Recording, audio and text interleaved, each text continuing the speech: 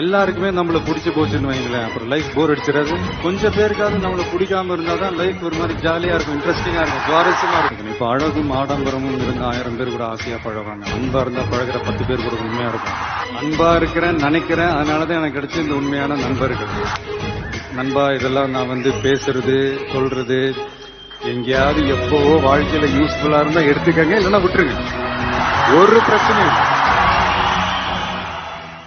ஒரு சின்ன விஷயம், எல்லாருக்குமே லைஃப்ல முன்னுக்கு வர்றதுக்கு நிறைய வாய்ப்புகள் கிடைக்கும். ஆனா என்ன, அந்த வாய்ப்புகள் இருக்கிற கஷ்டத்தை பார்க்கறவங்க தோத்துடுறாங்க, அந்த கஷ்டத்திலையும் இருக்கிற வாய்ப்பை பார்க்கறவங்க ஜெயிக்கிறாங்க. நல்ல ஒரு பாசிட்டிவ் திங்கிங் உள்ள எல்லாருமே வாழ்க்கையை பார்க்குறவங்க ஜெயிக்கக்கூடியவங்க தான். இதில்